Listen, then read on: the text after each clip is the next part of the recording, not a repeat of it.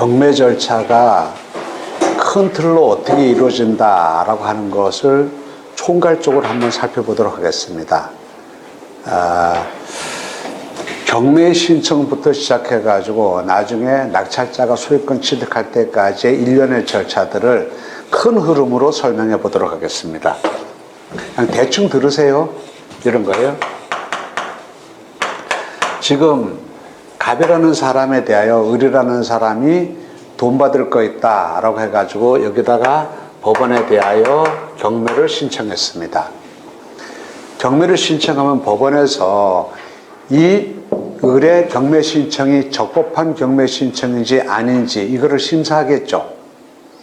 이게 만약에 임의경매다라고 한다면 등기 기록 등을 통하여 적법한 저당권 등의 담보권이 있는가 없는가를 심사할 것이고, 강제경매다라고 한다면 적법한 집행권을 보유하고 있는가 아닌가 등을 심사하게 될 거라는 얘기입니다.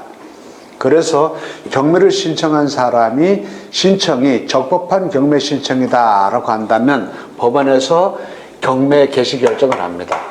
지금부터 채무자 이 갑소의 부동산에 대하여 경매를 개시한다라는 경매 개시 결정을 한다라는 얘기입니다. 경매 개시 결정을 하게 되면 경매 개시 결정한 법원에서 제일 처음에 하는 것이 이 부동산 소재지 관할 등기소에 경매 개시 결정 기입 등기를 촉탁합니다. 즉, 이 부동산 등기부에 경매를 개시한다라고 하는 등기를 기재하도록 한다는 얘기입니다. 그러면 이 등기소에서는 법원의 촉탁을 받아서 이 부동산 등기부에 경매 개시 결정 기입 등기를 격려하고 등기를 격려했습니다라고 법원에다가 알려줍니다. 경매가 개시되게 되면 제일 처음에 나타나는 것이 등기부, 등기 기록에 경매가 개시된다는 것이 나타난다는 얘기입니다. 경매 개시 결정. 그리고 사건 번호가 2022 타경 13579 이런 식으로 사건 번호가 나타나게 되고 이렇게 되는 겁니다. 그 다음에 왜 여기서 등기부에 등기되도록 하고 있는가? 그래야지 되겠죠? 이 등기부에 보게 되면 어떻습니까? 경매 개시 결정 등기를 하게 되면 이 부동산에 대하여 지금부터 경매를 개시한다.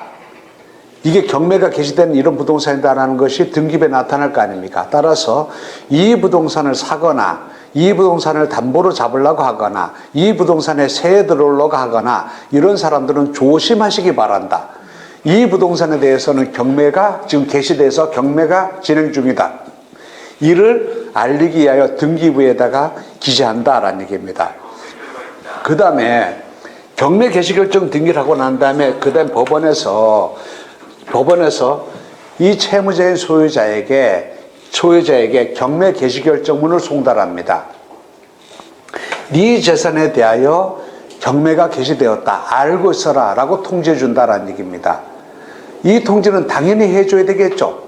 그래야만이 채무자가 얘가 빚을 갚거나 어떻게 해가지고 재산을 지킬 수 있는 기회를 얻게 될 것 아닙니까?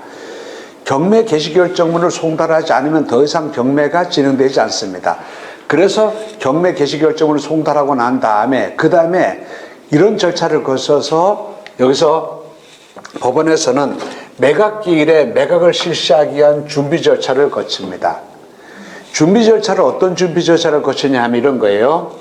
지금 을이 경매를 신청했다 하더라도 여기에는 을 말고 병이라고, 얘가 을이라는 근저당권자겠다고 합시다. 병이라는 전세권자, 정이라는 이순위 저당권자, 무라고 하는 압류 가압류권자, A라고 하는 가등기권자, B라고 하는 임차인 등 수많은 권리자들이 있을 것 아닙니까? 그러면 법원에서 경매 개시 결정한 법원에서 이런 사람들에게 모두 통지해 줍니다. 저당권을 갖고 있는 사람, 전세권 등기 가압류한 사람, 이런 사람들에게 네가 담보로 잡은, 네가 가압류한, 네가 가등기한 이 부동산에 대하여 경매가 개시되었다. 알고 있어라. 라고 통지해 준단 말입니다. 그리고 이 부동산이 경매로 매각되게 되는 경우에 여기서 이 매각대금으로부터 니들이 돈 받아갈 수 있으니까 니들이 진짜로 이 갑에 대하여 돈 받을 권리가 있다고 한다면 나 진정한 권리자입니다. 나 근저당권자입니다. 나 저당권자입니다. 나 압류채권자, 가압류채권자입니다. 내 청구 금액은 받을 돈은 얼마입니다. 이런 것들을 법원에 모두 신고하라고 합니다. 그래서 이 빚잔치 절차에 다른 채권자들, 경매를 신청한 채권자 말고 다른 채권자들도 이 빚잔치 절차에 참여하도록 한다는 얘기입니다. 이런 절차가 집행참가 제도입니다. 그래서 경매를 신청한 사람 말고 다른 채권자들 모두 참가하도록 기회를 준다는 얘기입니다. 자, 그 다음에 두 번째로 하는 게 뭐냐면은 법원에서 구체적으로 경매를 실시하기 위하여 이 부동산에 대한 경매를 실시하기 위하여 집행관으로 하여금 이 부동산의 현황을 조사하게 합니다. 그래서 현황조사 보고서를 법원에 제출하라고 얘기합니다. 그 다음에 이 부동산을 매각하려고 하게 되면 얼마짜리다라는 것을 평가해야 되겠죠. 이 부동산을 매각하기 위하여 감정평가사로 하여금 이 부동산을 감정평가하게 하여 감정평가액을 참작하여 최저 매각가격을 정합니다. 그 말은 이 부동산을 감정평가한 결과 감정평가사가 이것을 1억으로 평가했다고 한다면 특별한 사정이 없는 한 감정평가액을 최저 매각가격으로 삼습니다. 제1의 매각기일에 1억으로 최저 매각가격을 삼습니다. 뒤에서 자세히 살펴볼 겁니다만 최저 매각가격이다 라고 하는 말은 이게 만약에 3월 20일에 최저 매각가격이 1억이다 라고 한다면 이때 경매에 참가하고자 하는 사람은 1억 이상 쓰고 들어와야지 그 입찰이 유효하다. 1억에 미달되는 금액으로 쓰게 되면 그 입찰을 무효로 치겠다. 네가 낙찰받기 원한다 하면 최소한 이 금액 이상 쓰고 들어와야 된다라고 하는 것. 이게 바로 최저 매각 가격이다라고 하는 개념입니다. 이때 경매에 참가하고자 하는 사람은 최저 매각 가격의 10%에 해당되는 금액을 입찰 보증금으로 내고 경매에 참가해야 됩니다. 그런데 1억으로 정해놓은 제1의 매각기일의 최저 매각 가격이 이게 실제로 이 금액이 실제 부동산 가격을 정확하게 반영하고 있다라고 한다면 이건 경매가 아니라 일반 매물로도 이렇게 살 수 있다는 것을 의미하는 거죠. 경매로 사는 이유가 뭡니까? 경매로 사는 이유가 일반 매물로 사는 것보다 보다 싸게 살 수 있게 하여 경매로 사는 것 아닙니까? 따라서 정확하게 금액을 반영하고 있다고 한다면 이때는 경매에 참가 안 하겠죠. 아무도 경매에 참가하지 않는 상태를 유찰되었다라고 얘기합니다. 그럼 어떻게 되는가? 자, 이때 3월 20일에 유찰되게 되면 다시 날을 정하여 이해기를 정하여 다시 7천 정하여 다시 경매를 진행한단 말입니다. 그러면 이렇게 금액을 처음에 금액을 정하려고 하게 되면 이 경매로 나온 금액이 얼마다 최초의 가격을 정해야 될 것 아닙니까? 이 금액을 정하기 위하여 감정평가사로 하여금 감정평가하라고 합니다. 감정평가하라고 해가지고 감정평가서를 제출하게 되면 그 감정평가액을 참작하여 최저 매각가격을 정합니다. 그 다음에 법원에서는 매각을 실시하기 위하여 집행관으로 하여금 현황조사하게 하여 현황조사 보고서를 받고 최저 매각가격을 정하기 위하여 감정평가사에게 감정평가하게 하여 여기서 최저 매각가격을 정하고 그 다음에 현황조사 보고서와 감정평가서 그 외에 등기부 또는 등기기록, 각종 대장상의 기록, 토지용계 확인서, 공시지가 등 또 각종 이해관계들의 법원에 대하여 신청, 신고한 내용들 이런 것들을 모두 종합적으로 고려하여 경매로 나온 이 물건의 최종적인 법률관계와 최종적인 사실관계는 이런 것이다 라는 것을 결론적인 서류로서 한 장의 서류로 만들어서 이를 매수희망자에게 이 부동산의 경매에 참가하고자 하는 사람들에게 모두 다 참고로 볼 수 있도록 열람을 위하여 비치하는데 이 서류를 뭐라고 하는가? 이 최종적인 법원의 최종적인 판단 자료로서 한 장의 서류 이걸 뭐라고 하는가? 이거를 매각물건명세서다라고 합니다.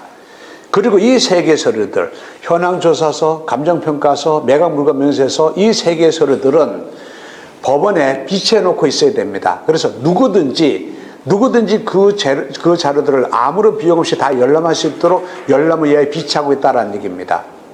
따라서 자 다시 볼까요? 구체적으로 매각길에 매각을 실시하기 위하여 법원에서 준비 절차를 거친다는 얘기입니다.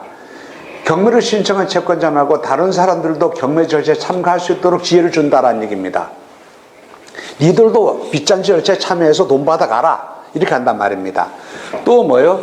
구체적으로 매각길에 매각을 실시하게 하여 여기서 현황조사하게 하고 감정평가하게 하고 법원에서 최종적으로 매각물건 명세서를 작성하여 경매로 나온 이 물건의 법률관계와 사실관계는 이런 것이다 라는 것을 매수 희망자들에게 모두 공지한다라는 얘기입니다. 그래서 매각을 실시하기 위한 준비 절차를 모두 거쳐서 나중에 구체적인 매각기일을 정합니다. 기일을 정합니다. 기일은 매각을 실시하는 날이 매각기일이고 매각허가냐 매각 불허가를 결정할 수 있는 날이 매각 결정기일입니다. 기일은 매각기일이 있고 매각 결정기일이 있습니다. 매각기일이 여기서 만약에 4월 15일이다 라고 한다면 매각 결정기일은 4월 20일 일주일 후로 될 겁니다. 오늘이 만약에 매각기일이라고 한다면 오늘 내가 들어가 낙찰받았다라고 한다면 다음 주 화요일, 오늘 화요일에 내가 낙찰받았다 하면 다음 주 화요일이 내가 매각허가를 받을 수 있는 매각 결정기일이 된다라는 얘기입니다. 그런데 요 날은 매각기일과 매각 결정기일은 미리 지정합니다. 그래서 이렇게 합니다. 원래 이렇게 됩니다. 최저가 100%일 때 1억일 때 최저가 1억이 3월 20일에 1억으로 실시된다.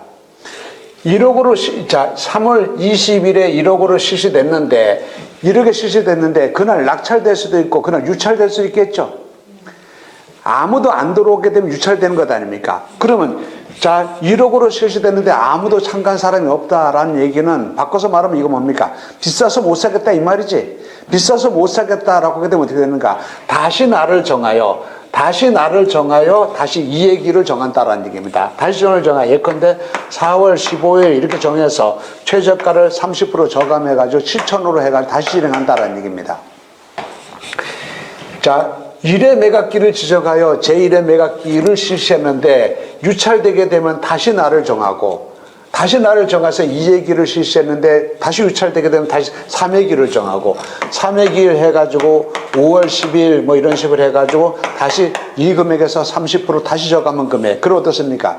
여기 30% 저감하니까 77이 49, 최저가가 4,500 되겠죠? 49% 되겠죠? 이래서 계속 실시한다는 얘기입니다. 다시 보게 되면 보세요. 1회 매각기를 정하여 매각을 실시했습니다. 낙찰되면 그 다음 단계로 되는데 유찰되게 되면 다시 날을 정하여 2회기를 실시하고 2회기에 유찰되게 되면 다시 3회기를 정하고 3회기에 유찰되게 되면 다시 4회기를 정하고 이렇게 한단 말입니다. 원래는 이렇게 하도록 하고 있습니다. 법에서 정한 바는. 그러나 뒤에서 살펴보겠습니다만은 그러나 경매는 보세요. 경매는 보통 두세 번 서너 번 정도 유찰되는 건 다반사죠. 그러다 보니까 매번마다 날을 정하는 것이 아니라 한꺼번에 4회 기일 정도를 미리 정합니다. 1회 기일은 언제다, 2회 기일은 언제다, 3회 기일은 언제다, 4회 기일은 언제다 미리 정해놔놓고 그 기일에 실시됐는데 유찰되게 되면 미리 정해놓은 그 다음 기일로 가고 그 다음 기일로. 그러니까 처음부터 3월 20일에 1회고 4월 15일에 2회고 5월 10일에 3회고 그 다음 6월 7일에 4회 이런 식으로 날을 미리 정해놓는다는 얘기입니다. 그래서 그 정한 날짜에 유찰되게 되면 그 다음 날짜를 정하고 그때 유찰되면 다음 날짜로 실시하고 이렇게 해서 자동으로 넘어가도록 하고 있다는 얘기입니다. 그래서 매각길에 매각을 실시합니다. 그러면 계속 유찰된다라고 하더라도 언젠간 낙찰되겠죠. 신권에 낙찰될 수도 있고 한 번 떨어지고 난 다음에 낙찰될 수도 있고 두 번 떨어지고 난 다음에 낙찰될 수 있고 낙찰될 수 있을 것 아닙니까? 유찰되게 되면 다시 날을 정하여 최저가를 저감하여 다시 정하는데 낙찰되게 되면 어떻게 됩니까? 이걸로 끝난 것이 아니라 만약에 아까 얘기한 것처럼 2회 기일에 최저가 7,000일 때 여기서 A, B, C라는 사람이 참가해가지고 여기서 A라는 사람은 8,700 쓰고 들어오고 B라는 사람은 8,100 쓰고 들어오고 C라는 사람은 7,600 쓰고 들어오고 이랬단 말입니다. 만약에 D라는 사람이 여기서 싸게 사겠다라고 해가지고 6,800 쓰고 들어왔습니다. 이 사람은 어떻습니까? 최저가가 7,000인데 7,000보다 미달되는 금액으로 들어온 거지. 이건 무효야, 이거는. 이건 무효인데. 그럼 7,000 이상 쓰고 들어온 사람, 세 사람 중에서 A가 최고 금액으로 쓰고 들어온 사람이죠. 이렇게 입찰 보증금 내고 참가한 사람을 여기서 매수 신고인이라고 부르고 이 매수 신고인 중에서 최고 금액으로 쓰고 들어온 사람을 최고가 매수 신고인이다라고 합니다. 용어에 겁먹지 마세요. 나중에 다 얘기할 겁니다. 최고가 매수 신고로 A가 정해졌는데 이걸로 끝나는 것이 아니라 4월 15일에 집행관 주재하에 A를 최저가 실천해서 A를 8,700 쓰고 들어온 A를 최고가 매수신고로 정한 이 절차가 적법한 절차인지 아닌지를 다시 일주일 후에 심사한단 말입니다. 그 심사하는 날이 매각 결정일이라고요. 이때 돼가지고 이 절차가 적법한 절차로 진행됐다, 아무런 문제가 없다, 대개 그렇게 했죠.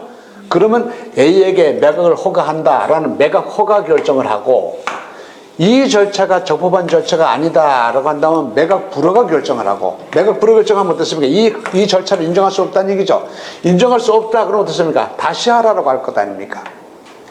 이것도 세매각이고 이것도 세매각인데, 이때는 최저가를 저감하는 거고 이때는 최저가를 저감하지 않고 전 최저가 7,000으로 다시 시작되는 거고, 오른 차이가 있습니다. 나중에 다시 얘기합니다. 그래서 여기서 자, 매각 불허가 되게 되면 다시 하는 건데, 매각 허가가 되게 되면 다시 이날로부터 일주일이 지나고 나면 그 일주일 이내에 여기서 매각 절차에 대하여 여기서 다툴 수 있는 기회를 준단 말입니다. 여기 4월 15일이니까 4월 20일이 되겠죠. 4월 20일이 돼가지고 매각 결정일에 매각 허가를 받고 나서 일주일이 지나고 나면, 그러면 22일에서 일주일 지나고 나면 29일이죠? 29일, 30일 되 일주일이 지나고 나면 30일에 아무런 문제가 없다라고 한다면 A에게 매각 허가된 것이 확정됩니다. 매각 허가 확정되게 되면, 그러면 이 확정된 날로부터 실무상 3일 내로 대금 납부 기한을 정하여 낙찰자인 A에게 통지합니다. 얘는요, 8,700에 낙찰받았으면 이때 참가했을 때 요 금액의 10분의 1만큼 보증금 내야 되는 거죠. 그게 어떻습니까? 7,000일 때 얘가 참가했으니까 보증금 700만 원 내고 갔을 것 아닙니까? 700만 원, 8,700에 낙찰받았으니까 8천만 원 내야 되겠죠? 8천만 원 언제까지 내라 라고 날짜를 정하여 매각허가 확정되면 이 확정된 날로부터 3일 내로 언제까지 나머지 8천만 원 잔금 내라 라고 날짜를 정하여 통지해 준다라는 얘기입니다. 누구에게? 낙찰자에게. 그러면 얘가 여기서 이때까지, 이때 이게 만약에 4월 30일이 되고 이때 만약에 5월 30일까지 잔금 내라 라고 했습니다. 5월 30일 이전에 A가 잔금을 납부하게 되면 소유권을 취득하게 되고, 확정적으로 A가 이 부동산의 소유권을 확정적으로 취득하게 되는 거죠. 그런데 이럴 수도 있지 않습니까? 얘가 요 잔금을 못 내는 경우도 있겠죠. 못 내거나 안 내거나 그럴 수도 있겠죠. 대금을 미납하게 되면 어떻게 되는가? 그러면 이 경매는, 자, 얘는 A가 낸 보증금 700만 원은 몰수하고 경매 절차를 다시 시작한다라는 얘기입니다. 다시 시작할 때 이거를 뭐라고 하는가? 이거를 재매각이다 라고 합니다. 새매각이라는 말이 있고 재매각이라는 말이 있습니다. 재매각이라는 말은 한 경우에만 씁니다. 재매각이라는 말은 뭐예요? 낙찰자가 잔금을 안 내가지고 입찰에 참가할 때 낸 보증금 몰수당하고 경매를 다시 진행할 때, 아까 일반적으로 보증금은, 입찰 보증금은 최저 매각가액의 10%로 보증금을 내야 된다고 그랬었죠. 재매각 절차로 가게 되면 보증금이 2배로 올라갑니다. 보통 일반적으로. 그래서 이제는 700이 아니라 얼마요? 1,400으로 대개 20% 올라간단 말입니다. 전에 낙찰자가 여기서 잔금을 미납해가지고 보증금을 몰수당했다. 따라서 이번에는 니들이 잘못하다 보게 되면 10%가 아니라 20%를 몰수당할 수 있으니까 신중하게 생각하고 들어와라 라는 의미로서 보증금을 증액한다는 얘기입니다. 이게 바로 재매각 절차가 이루어지는 것이 이렇게 된다는 얘기입니다. 그럼 여기서 잔금을 모두 내게 되면 어떻게 되는가? 그러면 최종적으로 낙찰자는, 자, 여기서 A는 확정적으로 소유권 취득하게 되는 것이고, 잔금을 납부하게 되면, 자, 그 다음에 보세요. 소유권 취득을 바로 얘가, 자, 요전에 경매의 경우는 뭐라고 했으면, 경매의 경우는 등기를 해 소유권 취득하는 것이 아니라 낙찰자가 대금을 완납하면 완납한 날에 바로 소유권 취득한다 그랬죠. 그럼 등기는 여전히 종전의 소유자인 채무자 갑 앞으로 등기되어 있을 것 아닙니까? 그러면 대금을 모두 낸 낙찰자가 내가 낙찰받아 부동산 소유권 취득했으니까 등기 내 앞으로 넘겨주십시오 라고 소유권 전등기를 촉탁한단 말입니다. 법원에다가 내가 이 부동산을 낙찰받았습니다. 잔금 모두 냈습니다. 갑에서 갑명으로 되어 있는 이 등기를 내 앞으로 넘겨주십시오라고 법원에 촉탁한단 말입니다. 그리고 여기에는 지저분한 등기된 것들을 모두 주말하여 말소해서 깨끗한 등기부로 만들어서 나한테 넘겨주십시오라고 법원에 촉탁한단 말입니다. 그 법원에서 얘 촉탁을 받아가지고 자 여기서 이 등기를 모두 여기 있는 등기를 모두 말소하고 자 채무자 갑소의 부동산에서 A로 소유권 이전되기를 종료하고 난 다음에 법원에서 그럽니다. 야, 자, 내가 모두 등기를 촉탁 신청한 것을 법원에서 한 거죠. 그러니까 등기필증은 등기를 촉탁하거나 신청한 사람한테 등기필증을 넘겨줄 것 아닙니까? 법원에서 등기필증 찾으러 하라고 한단 말입니다. 그럼 여기서 낙찰자가 등기필증 찾으러 오기가 번거로우냐? 그러면 여기다가 네 주소 적어놓고 가라. 그러면 등기가 모두 되면 너 앞으로 등기가 됐다는 것을 등기필증 너한테 보내주겠다라고 한단 말입니다. 그럼 내가 여기 주소 적어놓고 오면 돼. 무슨 얘기냐면은 일반적인 매매에서는 내가 내 앞으로 소유권 넘겨받아 등기필증을 내 앞으로 넘겨받으려고 그러면 내가 등기 신청해가지고 내가 해야 되죠. 경매에서는 어떻게 한다고? 내가 하는 게 아니라 누가 한다고? 법원에서 대신한다고. 누구 대신? 나 대신. 낙찰자 나 대신. 법원에 따까리 노릇 한다 이 말이야. 법원에서 알아서 다 해준다 이 말이에요. 그래서 등기를 내 앞으로 넘어오게 한단 말입니다. 그 다음에 내가 낸 돈, 내가 낙찰받은 돈 8,700원 낙찰받은 돈이 있을 것 아닙니까? 그거 가지고 채권자들 모여라고 해가지고 자 각각의 그 돈 가지고 배당하는 절차, 빚잔치 절차를 하게 된다는 얘기입니다. 그 다음 보세요. 마지막 절차로 또 이런 것이 있을 수 있습니다. 여기서 내가 낙찰받았는데 채무자인 소유자가 얘가 계기가 안 나가든지 아니면 여기서 대항력 없는 임차인이 집을 빨리 안 비워주든지 이렇게 되는 경우는 내가 법원에다가 얘가 안 나갑니다. 얘를 좀 내보내 주세요 라고 신청합니다. 이거를 인도명령 신청이라고 합니다. 인도명령 신청해가지고 강제로 얘를 퇴거하도록 한다라는 얘기입니다.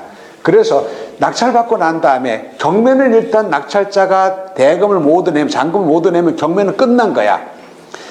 경매는 끝났는데 그 다음에 뒷설거지 절차가 있습니다. 뒷설거지 절차가 등기 절차, 등기를 낙찰자 명의로 넘기는 절차, 배당 절차, 그 다음 인도명령 절차 등의 나머지 절차가 있기는 있으나 그 절차는 경매가 끝나고 난 다음에 나머지 처리 절차이고 경매는 낙찰자가 대금을 완납하게 되면 그 순간으로 끝나게 된다라는 얘기입니다.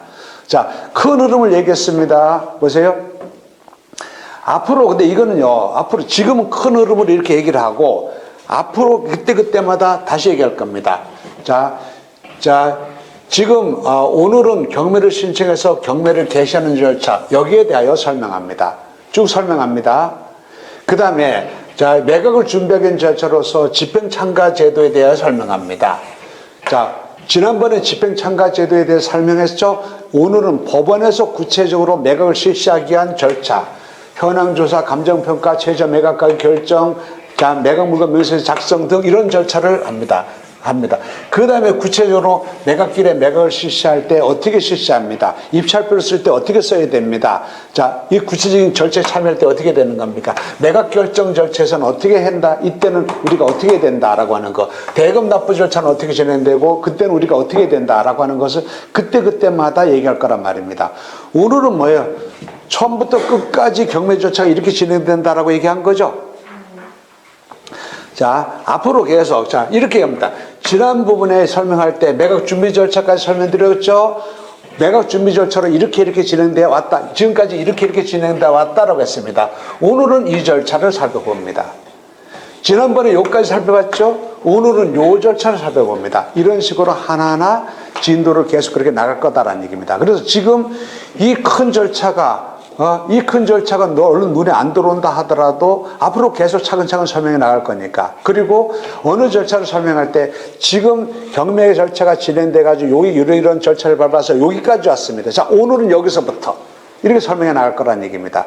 그래서 앞으로 경매 절차에 관한 분석을 계속 이렇게 해 나갈 거니까 거기에 대하여 앞으로 진행될 절차니까 겁먹지 마시라는 얘기입니다. 교재 133페이지 보세요. 133페이지 보게 되면 부동산 경매 절차의 개요가 아래 위로 쭉 돼 있죠. 이거를 제가 아래 위로 되어 있는 걸 옆으로 펼쳐 놓은 거야. 똑같은 거란 말입니다.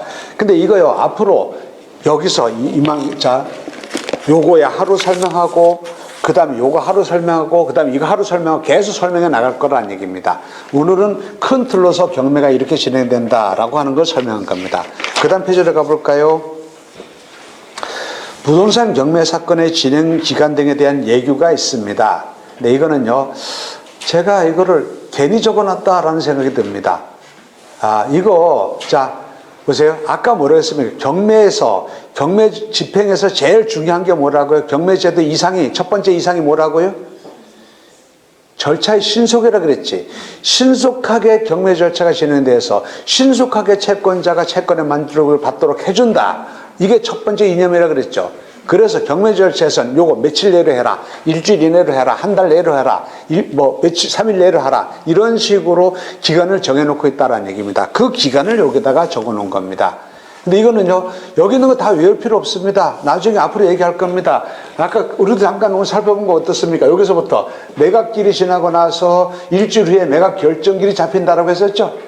그리고 일주일이 자고 지나고 나면 그럼 대금 매각허가 확정된다. 확정된 날로부터 1개월 안의 날로 대금 납부 기한을 정해준다. 이런 얘기를 했는데 그때마다 필요한 날짜, 수치에 관한 것은 설명드리도록 할 겁니다. 이거 걔 적어놓으니까 이거 걔 외우려고 할까봐. 외우려고 하지 마세요. 자, 필요 없습니다. 그래서 괜히 쓸데없이 외우려고 할까봐 참고로 뭐라고 여기다 적어놨는데 이게 뭐 중요한 거보다라고 외울까봐 그래서 개의 적어놓은 거 아닌가라는 후회도 든다라는 얘기입니다. 그냥 넘어갑니다.